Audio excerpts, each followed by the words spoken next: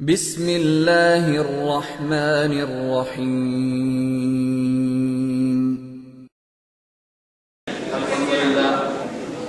الحمدللہ وحدہ لا شریک لہ والصلاة والسلام علی من لا نبی بعدہ اما بعد فاعوذ باللہ من الشیطان الرجیم بسم اللہ الرحمن الرحیم اليوم اکملت لکم دینکم واتممت علیکم نعمتی ورضیت لکم الاسلام دینا اللهم صل على محمد وعلى آل محمد كما صليت على إبراهيم وعلى آل إبراهيم إنك حميد مجيد اللهم بارك على محمد وعلى آل محمد كما باركت على إبراهيم وعلى آل إبراهيم إنك حميد مجيد نہ میں کا ذکر نہ پینے کی بات کرتے ہیں، میں کہتے ہیں شراب، نام شرابی ہیں، شراب کی باتیں کرتے ہیں، نہ میں کا ذکر نہ پینے کی بات کرتے ہیں، ہم اہل دل ہیں اور مدینے کی بات کرتے ہیں، نہ میں کا ذکر نہ پینے کی بات کرتے ہیں، ہم اہل دل ہیں اور مدینے کی بات کرتے ہیں، وہ مردہ دل ہیں جو قادر نہیں حیات النبی کے، وہ مردہ دل ہیں جو قادر نہیں حیات النبی کے، ہم زندہ دل ہیں اور جینے کی بات کرتے ہیں۔ میرے نہایت واجب الاحترام طالب علم دوستوں اور بھائیوں، آپ حضرات کے علم میں ہے کہ جس طرح آپ کچھ دیر قبل جنازے میں شریک تھے، اسی طرح ہم بھی مولانا سمیع الحق صاحب دامت برکاتہ کے بھتیجے کے جنازے میں شرکت کی، اور مجھے جنازے کے بعد حضرت شیخ ڈاکٹر شیخ شاہ صاحب دامت برکاتہ نے فرمایا کہ میرے علم میں تھا کہ آپ نے دارالحقانیہ گھوڑا کٹک آنا ہے، میں نے آپ کی وجہ سے سبق تھوڑا سا دبا کیا تھا کہ آپ آئیں اور آخری سبق ہماری بجائے آپ پڑھائیں اور بیان کریں۔ تو میں نے اس گزارش کی کیونکہ جنازہ تھا، میرا خیال تھا کہ شاید آپ بیان نہ ہو سکے، اس لیے میں 10 دن تاخیر سے پہنچا۔ میں خیر گزارش کر رہا تھا، ہمارا پورے سفر تھا، طلباء نے فرمایا کہ میں نے فرمانے پر 2-3 باتیں کرنے کا عزم کیا ہے۔ اللہ تعالیٰ ہمیں حق بیان کرنے کی توفیق عطا فرمائے، اللہ حق کا ساتھ دینے کی توفیق عطا فرمائے۔ ہم مسلکاً اہل سنت والجماعت حنفی اور دیوبندی ہیں، توجہ رکھنا، ہم مسلکاً اہل سنت والجماعت حنفی اور دیوبندی۔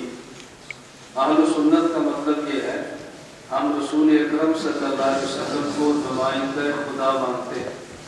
قرآن کریم کے الفاظ بغیر رسول اللہ صلی اللہ علیہ وسلم کے ہمیں نہیں مل سکتے، اور قرآن کریم کا مطلب بھی بغیر نبی کے ہم نہیں سمجھ سکتے۔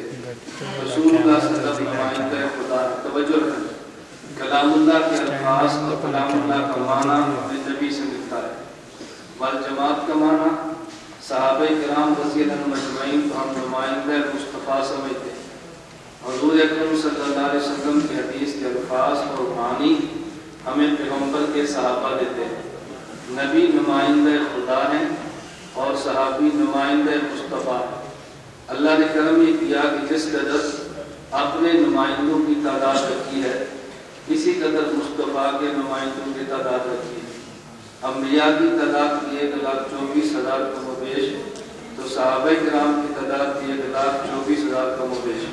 اللہ نے اپنے پیغمبر کو اعزاز دیا ہے کہ جتنے نمائندے میرے ہیں اتنے نمائندے تیرے۔ رسول اکرم صلی اللہ علیہ وسلم پہ نمائندگی خدا ختم ہے اور صحابہ کرام پر نمائندگی مصطفیٰ ختم ہے۔ ہم حنفی ہیں، کیوں؟ اس لیے کہ صحابہ کرام رضی اللہ عنہم اجمعین، میں ایک بات عرض کر دوں پھر آگے چلتے ہیں۔ میں نے کہا ہم اہل سنت والجماعت حنفی اور دیوبندی۔ اہل سنت کا معنی رسول اللہ صلی اللہ علیہ وسلم کو نمائندہ خدا سمجھتے ہیں۔ قرآن کریم کے الفاظ بھی نبی دیں گے، الفاظ کا معنی بھی حضور دیں گے۔ یہاں سے فطروں نے وجود جنم لیا۔ وہ فتنے کیسے پیدا ہوئے؟ مثلاً غلام احمد قادیانی آیت مدینے والے نبی سے لیتا ہے، معنی قادیان سے لیتا ہے۔ غلام احمد پرویز آیت مدینے والے نبی سے لیتا ہے اور معنی لاہور سے لیتا ہے۔ ڈاکٹر ذاکر نائک الفاظ مدینے والے نبی سے لیتا ہے قرآن کریم کے، اور معنی وہ بمبئی اور دہلی سے لیتا ہے۔ دیوبند والوں کو موقف یہ ہے ہم قرآن کے الفاظ بھی مدینے والے نبی سے لیتے ہیں اور معنی بھی مدینے والے نبی سے لیتے ہیں۔ یہاں سے اختلافات کا آغاز ہوتا ہے، اس لیے لوگ صاحب میں اور ڈاکٹر ذاکر نائک میں کیا فرق ہے؟ میں گزارش کرتا ہوں کہ جس طرح سرچ اور ریسرچ میں فرق ہے، اسی طرح علماء حق اور ڈاکٹر ذاکر نائک میں فرق ہے۔ مثلاً ایک مثال، غیر مقلد کہتا ہے کہ امام کے پیچھے فاتحہ پڑھنی چاہیے، ہم کہتے ہیں کہ امام کے پیچھے قرات نہیں کرنی چاہیے۔ میں قرات کے فاتحہ نہیں کہہ رہا، ہمارا عنوان ترک قرات خلف الامام، ان کا عنوان فاتحہ خلف الامام ہے۔ اپنے عنوان کو یاد رکھا کریں، ہم کبھی اپنے عنوان یاد رکھنے کی بجائے غیر مقلد کے عنوان کا تذکرہ کرتے ہیں۔ ان سے پوچھو دلیل کیا ہے، تو کہتے ہیں حدیث مبارک صحیح بخاری میں ہے، لا صلاۃ لمن لم یقرأ بفاتحۃ الکتاب، جو فاتحہ نہ پڑھے اس کی نماز نہیں۔ ہم کہتے ہیں اس حدیث کا معنی آپ نے کیا ہے یا صحابی نے کیا ہے؟ کہتا ہے نہیں، یہ حدیث تو صحابی نے دی ہے، معنی وہابی نے کیا ہے۔ ہم نے کہا مان لفظ صحابی سے لو اور معنی بھی صحابی سے لو۔ امام بخاری استاد، امام ترمذی شاگرد، رسول اللہ صلی اللہ علیہ وسلم استاد، جابر بن عبداللہ رضی اللہ عنہ شاگرد۔ جامع روایت موجود ہے، حضرت امام ترمذی رحمۃ اللہ علیہ نے امام احمد بن حنبل سے نقل کیا ہے، اور امام ترمذی رحمہ اللہ فرماتے ہیں حضرت جابر بن عبداللہ رضی اللہ عنہ کے بارے میں، جابر بن عبداللہ فرماتے تھے یہ جو حدیث ہے لا صلاۃ لمن لم یقرأ بفاتحۃ الکتاب ان ھذا اذا کان وحدہ، یہ اکیلے اور منفرد کے لیے ہے۔ اگر لفظ صحابی سے لو اور معنی صحابی سے لو تو امام کے پیچھے فاتحہ نہیں بنتی، لفظ صحابی سے لو اور معنی وہابی سے لو تو پھر امام کے پیچھے فاتحہ بنتی ہے۔ ہمیں صحابہ مبارک، انہیں وہابہ مبارک، ہم صحابہ والے اور وہ وہابہ والے۔ اور وہابی کسے کہتے ہیں ذرا اس کا بھی سمجھ لو، آپ پوچھتے رہی وہابی ہے کون؟ کہتے ہیں ہندوستان میں ایک عورت تھی تو اس کی شادی ہوئی، شادی ہو کر اپنے سسرال گئی، اس کی اس محلے میں کسی عورت سے لڑائی ہوئی۔ جب لڑائی ہوئی تو مخالف عورت نے اس کو گالی دی اور اس نے کہا میں تیرے منہ خنزیر تنا، تیرے منہ سور تنا۔ پنجابی سمجھتے ہو؟ اس نے کہا تیرے منہ میں خنزیر تو، اس نے پنجابی میں گالی دی تیرے منہ میں خنزیر تو، تیرے منہ میں سور تنا۔ اس نے جواب میں کہا تیرے منہ وہابی تنا۔ ایک عورت نے گالی تیرے منہ میں خنزیر ڈال، دوسری نے کہا کہ تیرے منہ میں وہابی ڈال۔ اب اس کو جواب نہیں آیا تو واپس آ گئی، اس نے اپنی ساس سے کہا کہ ماں میں بہت شرمندہ ہوں کہ ہمارے فلاں عورت نے گالی دی اور میں جواب نہیں دے سکی۔ ماں نے کہا کیوں؟ اس نے کہا اس نے مجھے گالی دی تیرے منہ میں خنزیر ڈالو، تو میں نے کہا تیرے منہ میں خنزیر ڈالو، اس نے کہا تیرے منہ میں وہابی ڈالو۔ تو ماں نے کہا تو نے جواب کیوں نہیں دیا؟ اس نے کہا مجھے وہابی کا معنی کا پتہ نہیں تھا اس لیے میں جواب نہیں دے سکی۔ تو ماں نے کہا 100 خنزیر بنائے تو ایک وہابی بنائے۔ تو یہ وہابی کا معنی سمجھ گئے؟ آپ یہ نہ سمجھیں کہ وہاب ہے جو اللہ کی نسبت ہے اس لیے وہابی ہے اپنا، یہ تو ایسے جیسے غلام احمد قادیانی خود کو احمدی کہتے ہیں تو وہ جی احمد کی نسبت ہے، یہ کبھی نہ سمجھنا، اس لیے غلط فہمی کبھی مبتلا نہ ہو۔ تو میں گزارش کر رہا تھا لفظ صحابی سے لو اور معنی صحابی سے، تو مسلک دیوبند ہے۔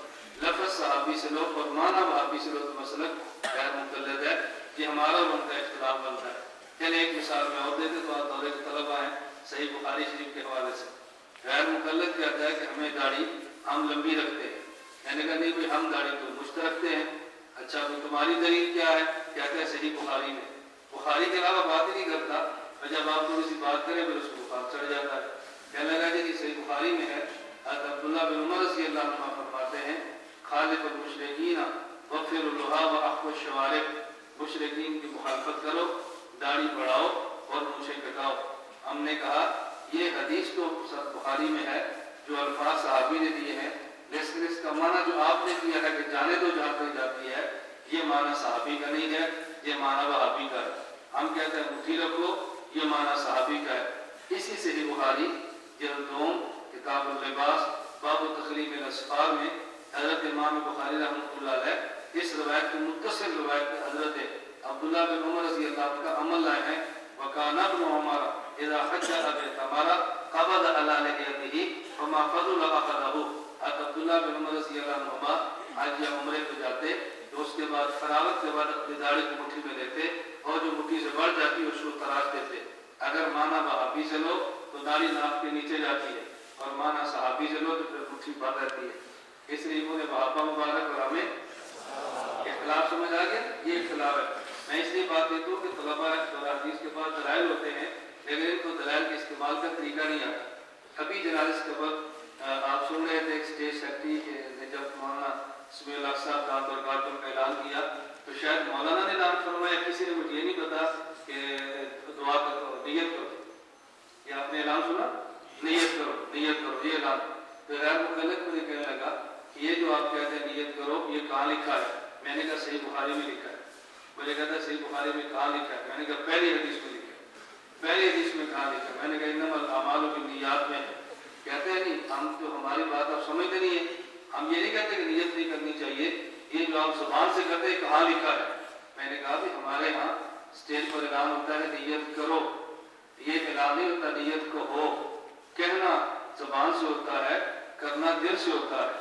हम दिल कहते हैं, तुम समझते जुबान हो, इसलिए अपनी अकल का इलाज करो, हमसे दलील न पूछो। बात समझ आ गई? मैं सिर्फ कह रहा हूँ बुखारी के दलाइल हमारे सब मौजूद हैं, लेकिन आप हज़रात दलाइल मौजूद होते हैं। मैं तलबा से इसलिए कभी दावा देता हूँ तो कुछ वक्त हमारे पास गुजारे और दलाइल के इस्तेमाल का तरीका सीखें। इसलिए दौरा हदीस के फरागत के बाद हम 1 साल रखते हैं तलबा के लिए तखस्सुस की ताक़ीद की बतावा। मैं आपको भी दावा देता हूँ, 10 से 15 शुमात दाखिला है, 16 शुमात को सबक शुरू होता है। 1 साल हमारे पास आने का इरादा करते हैं ना, प्राइवेट मरकज का इरादा करो, शैतान की कमर टूटती है। सरगोदा मरकज आने का इरादा करो, खन्नास की कमर टूटती है। शैतान की कमर भी तोड़ो और खन्नास की कमर भी तोड़ो, और कमर तरीक से तोड़ो, डंडे से नहीं। डंडे से तोड़ो तो इलाज हो जाता है, तरीक से तोड़ो तो इलाज नहीं होता। मैं कहता हूँ अहले सुन्नत वल जमात है। बात समझ आ गई? अहले सुन्नत वल जमात। आगे मैं गुजारिश करता हूँ, हनफी और देवबंदी भी है, हनफी भी है और देवबंदी भी है। बात अच्छी तरह समझ, अल्लाह में बात समझने की तौफीक अता फरमाए। ये जो दाढ़ी हमारे मुट्ठी तक रखनी चाहिए, इस पर मुझे दरमियान में बात याद आ गई, मैं अर्ज कर दूँ। एक गैर मुकल्लिद था तो तकरीर कर रहा था, तो उसने तकरीर के दौरान अहनाफ पे तंज किया, और तंज करते हुए बात कहने लगा कि देखो जी, एक मसलक अहनाफ का है, एक मसलक हमारा है। हमारे मसलक की सदाकत पे आप दलील देंगे कितनी बड़ी है, जरा तवज्जो रखना।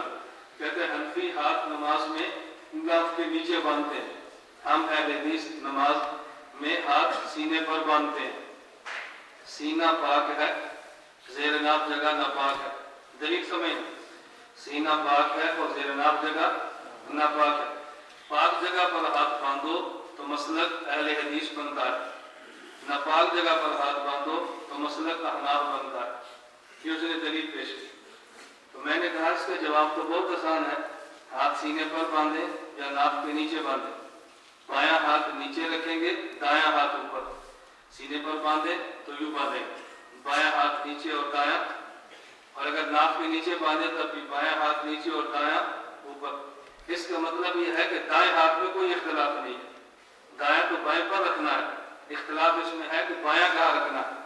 हम कहते हैं नाप के नीचे और तुम कहते हो सीने पर। अब तुम्हारा फलसफा है कि सीना पाक है और ज़ेर नाप जगह नापाक है, तो मैंने कहा मुझे बताओ, ये बायां हाथ इस्तिंजा करने के लिए है या बायां हाथ दाढ़ी का खिलाफ करने के लिए? तो बायां हाथ तो था ही नापाक जगह के लिए। ये सवाल हमारा तुम्हारे ऊपर है कि जो नापाक जगह के लिए था तुमने पाक जगह पे क्यों रखा है? बात समझ आ गई? बायां हाथ जो था ही नापाक जगह के लिए, तो आपने पाक जगह पे क्यों रखा है? तो सवाल तो तुम्हारे ऊपर था, अब जवाब हम नहीं देंगे, जवाब आप दोगे।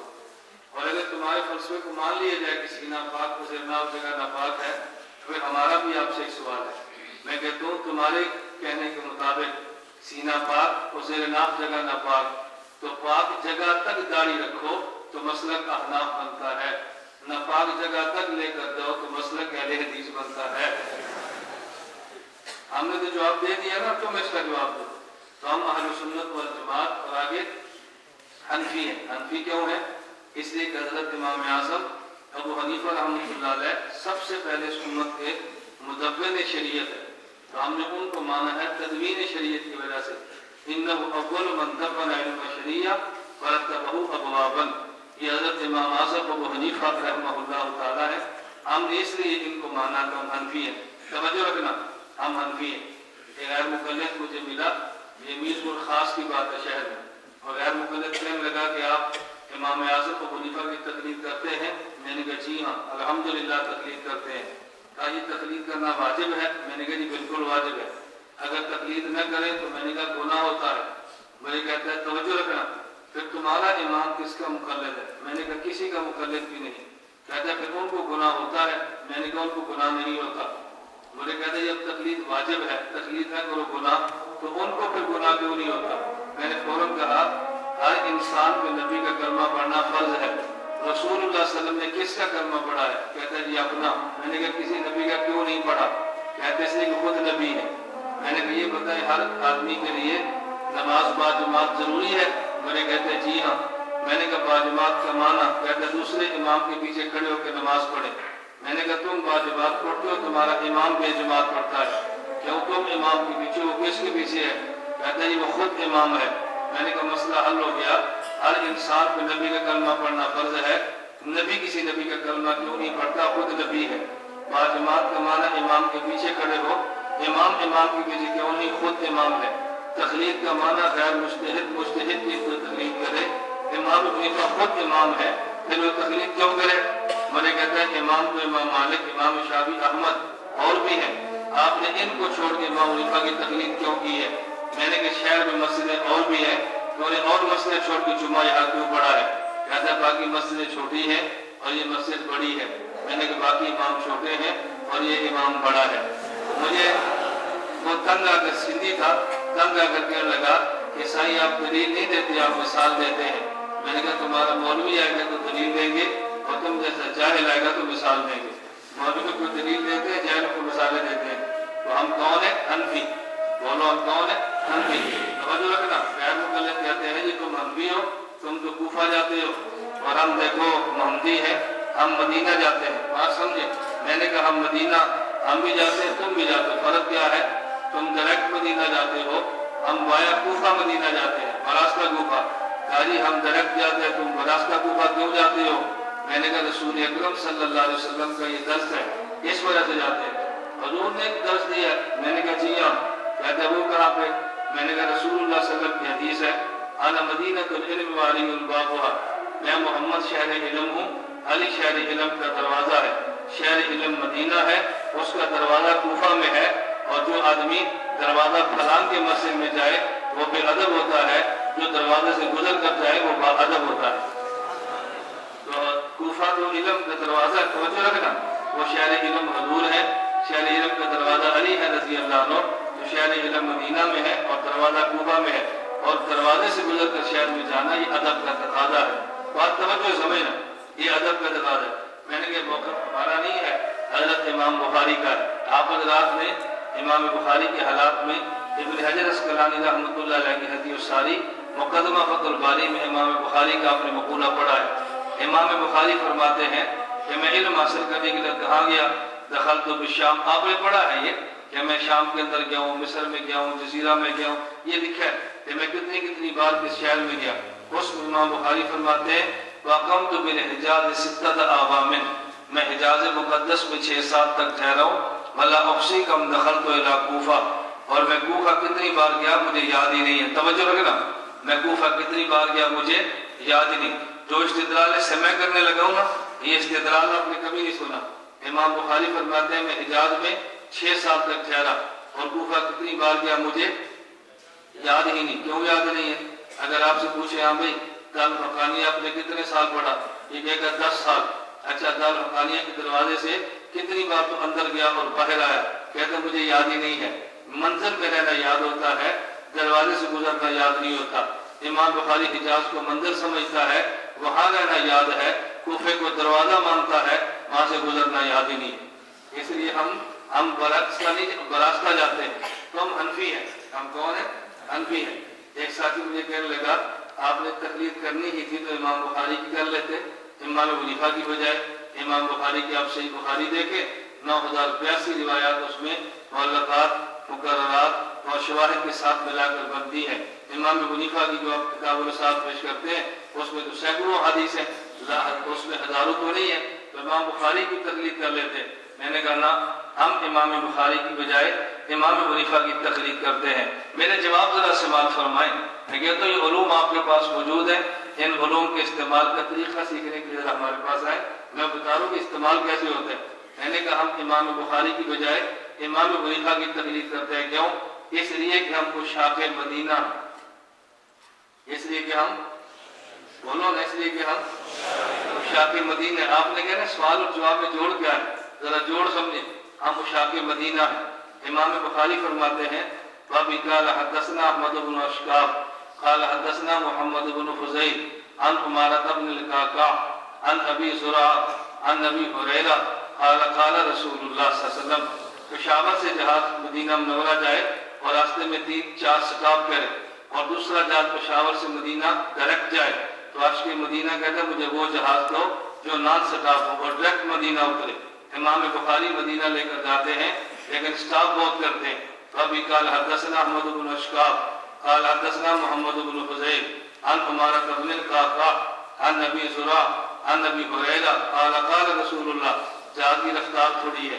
امام حنیفہ مدینہ لے کر جاتے ہیں عن عبداللہ بن انیس قال قال رسول اللہ، عن عبداللہ بن ابی اوفا قال قال رسول اللہ، عن واصلة بن الاسقع قال قال رسول اللہ، عن عبداللہ بن الحارث قال قال رسول اللہ، عن عائشہ بنت عجلت قالت قال رسول اللہ۔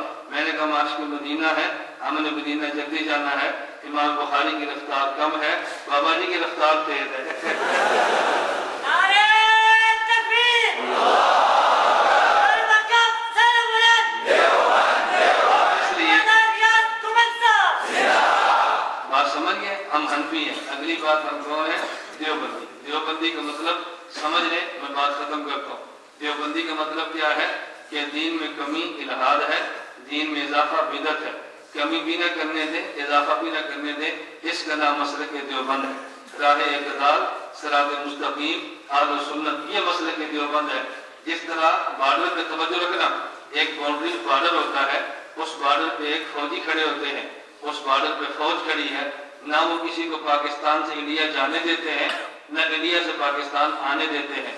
دیوبند والے دین کا پہرا دیتے ہیں، نہ اس میں بدعت کو آنے دیتے ہیں، نہ الحاد میں کچھ کمی کرنے دیتے ہیں۔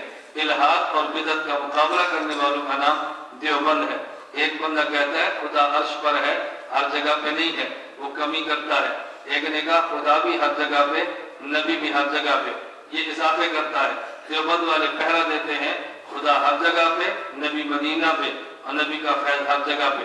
ایک بندہ کہتا ہے توجہ، رسول اکرم صلی اللہ علیہ وسلم اور 1,24,000 انبیاء معصوم نہیں ہیں۔ ایک کہتا ہے نہیں، حضور کے بعد بھی 12 معصوم ہیں، تو جو 1,24,000 کو معصوم نہیں مانتا وہ کمی کرتا ہے، مزید 12 کو معصومانے اضافہ کرتا ہے۔ دیوبند والے پہرا دیتے ہیں، عصمت نبوت کا پہرا دیتے ہیں اور غیر نبی کو معصوم نہیں مانتے۔ ایک کہتا ہے نبی کے روزے پر جاؤ تب بھی نہیں سنتے، ایک کہتا ہے یہاں سے پکارو تب بھی سنتے ہیں، جو کہتا ہے نبی کے روزے پر جاؤ پھر بھی نہیں سنتے، یہ کمی کرتا ہے، اور جو کہتا ہے یہاں سے کہو تب بھی سنتے ہیں، یہ اضافہ کرتا ہے۔ دیوبند والے پہرا دیتے ہیں کہ رسول اللہ کی قبر پہ درود پڑھے تو سنایا جاتا ہے، اکوڑا خٹک میں پڑھے تو پہنچایا جاتا ہے۔ اس لیے ہم پہرا، ہم کون ہیں؟ پہرا۔ دیوبند والے دین کے ٹھیکیدار نہیں ہیں، دیوبند والے دین کے پہرے دار ہیں۔ پہرے دار یہ نہیں دیکھتا کہ چور داڑھی والا ہے یا داڑھی منڈا ہے، غلام احمد قادیانی ہو تب بھی چور ہے، جاوید خامدی ہو تب بھی چور ہے، اور اگر پگڑی باندھ کر آئے تب بھی چور ہے، اور اگر یہ ٹائی پہن کر آئے ذاکر نائک تب بھی چور ہے۔ پہرے دار چوروں کو گھر میں گھسنے نہیں دیتا۔ ہم دیوبند والے پہرے دار ہیں، اس لیے خود کو دیوبندی کہتے ہیں۔ نہ دین میں کمی برداشت کرتے ہیں، نہ دین میں اضافے برداشت کرتے ہیں۔ اللہ ہم سب کو سنی بھی بنائے، اللہ حنفی بنائے، اللہ ہم سب کو دیوبندی بنائے۔ وآخر دعوانا ان الحمدللہ رب العالمین۔ چونکہ اذان ہو گئی ہے، میں چلے جلدی میں تھوڑا سا جواب دیتا ہوں۔ آپ دعا کے بعد باہر ہماری کتابیں پڑھی ہیں، ساتھی لینا چاہیں تو لے لیں۔ فرقہ حدیث، فرقہ بریلویت، فرقہ مختلف ہے، فرقہ سیفیہ، جماعت المسلمین، یہ مختلف آپریشن تھیٹر میں آپریشن شروع ہے۔ ہمارا مرکز اہل سنت والجماعت سنگودا یہ آپریشن تھیٹر ہے، اس میں ہر مریض کا آپریشن ہوتا ہے۔ فرقہ حدیث، فرقہ بریلویت، فرقہ غامدی، مماتیت، ہر ایک گھر ہوتا ہے۔ تو آپ میں اللہ اس آپریشن تھیٹر کو محفوظ رکھیں۔ بعض لوگ نماز کے فوراً بعد حدیث پڑھنا ضروری سمجھتے، اس کی وضاحت کریں۔ اس کی کیا وضاحت کرنی ہے؟ پچھلے سال 16 فروری مناظرے کی بات چل رہی تھی، لعنت اللہ سب جھوٹ کا پلندہ ہے، کوئی بات نہیں چلی تھی۔ ہم نے کئی بار کا مناظرہ کرانا ہے، کسی کی عادت کراؤ، کہتے کیا نہیں کرتی، ہمارے لوٹے مناظرے کریں گے، بس اتنی سی بات ہے۔ کیا آپ شیخ طیب صاحب سے بھاگے ہیں؟ لعنت اللہ علیہ الکاذبین۔ ہم تو شیخ صاحب کو تلاش کر رہے ہیں اور آپ کہتے ہیں بھاگے ہیں۔ میں تو کل سوابی میں تھا، 8 مدرسوں میں نے بیان کیا، پورے سوابی میں گھومتا ہوں اور آپ کہتے ہیں میں سوابی میں ہوں، شیخ صاحب کراچی پہنچے ہو، میں تو تلاش ہوں آپ کہتے بھاگے کبھی شیخ صاحب کو لائے تو نہیں آپ جی حضرت جی بارک اللہ دلتا ہے مذہب اور شریعت میں کیا فرق ہے؟ مذہب راستے کہتے ہیں، شریعت منزل کو کہتے ہیں۔ خیبر پختونخوا کراچی میں شور مسجد مولانا ریاض عمر صاحب مناظر بھاگے تھے، میں کہاں بھاگا ہوں؟ دیکھو آپ کے سامنے بیٹھا ہوں، اب گاڑی کی رفتار میری تیز ہے، اس کا معنی بھاگنا نہیں ہوتا، اس کا معنی وقت پر پہنچنا ہوتا ہے۔ تو بخاری ترمذی امام بخاری کا نام کیوں نہیں ہے؟ اگر کوئی بندہ پوچھے کہ صحیح مسلم امام بخاری کا نام کیوں نہیں، کیا جواب دے گا؟ امام مسلم امام بخاری کے شاگرد ہیں، پوری صحیح مسلم میں ایک روایت امام بخاری سے ملی، تو پوچھے کیوں نہیں لی؟ جو جواب وہ دیں گے ہم بھی دیتے ہیں۔ مولانا انٹرنیٹ پہ پتہ بتاؤ، ahnafmedia.com، انٹرنیٹ پہ ahnafmedia.com، یہ ہماری ویب سائٹ ahnafmedia.com۔ پھر یاد جملہ لکھیں، آپ نے فریجیں دیکھیں، ویبس کی فریجیں اوپر لکھا ہوتا نام ہی کافی ہے، آپ نیٹ پہ دیکھیں مولانا گھومن نام ہی کافی ہے، نیٹ خود بہت دوڑے گا، دیکھ کر تو دیکھے گا آپ سے پلیز دیکھنا۔ اگر پیغمبر صلی اللہ علیہ وسلم قبر میں زندہ ہے تو موت کے بعد تقریباً 3 دن تک پڑے رہے، قبر میں نہیں رکھا گیا۔ قبر کا معنی سمجھے پھر اشکال نہیں ہوتا، میت پر میت کے جزا کے مقر کا نام قبر، اب کوئی اشکال نہیں۔ پہلی مادی غیر مقرر کی پیچھے نماز ہوتی یا نہیں، جو پڑھی ہے اس کو آپ لٹائیں۔ غیر مقرر سوال کرتے ہیں مغرب سے پہلے 2 رکعت نماز پڑھتا ہے، سنت آپ تصدیق کی وجہ سے نہیں۔ صحیح بخاری میں امام بخاری نے باب الصلاۃ قبل المغرب باب قائم کیا ہے۔ عبداللہ مزنی رضی اللہ عنہ نے حدیث نقل کی ہے کہ نبی پاک نے فرمایا صلوا قبل صلاۃ المغرب قال فی الثالثۃ لمن شاء کراہیت ان یتخذ الناس سنتا۔ صحابی کہتے ہیں کہ اس کو سنت سمجھنا مکروہ ہے، یہ بخاری میں صحابی کا فتویٰ ہے اور غیر مقلدین کا وہابی کا فتویٰ ہے۔ ہم وہابی کا فتویٰ نہیں مانتے، صحابی کا مانتے ہیں۔ غیر مقلد کہتے ہیں مذاہب 4 کیوں کم زیادہ کیوں نہیں، یہ تکوینی مسئلہ ہے، تشریعی مسئلہ نہیں ہے۔ علوی مالکی کون تھا؟ پیر ہزاروی صاحب، پیر ہزار صاحب تشریف فرمائے، ان سے پوچھ لیں، وہ سبھی یہاں موجود ہے۔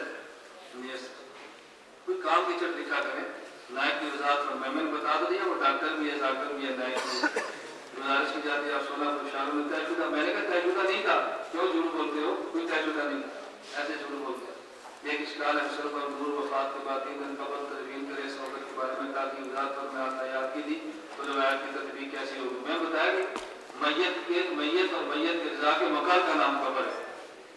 پھر کہ صحابیہ کے بارے میں کچھ وضاحت کرے، میں مستقل کتاب باہر پڑھی ہے، پھر کہ صحابیہ کا تحقیقی جائزہ، ہر فتنے پر کتاب آ رہی ہے، آپ ذرا دیکھیں تو مودودی کس طرح آدمی تھا۔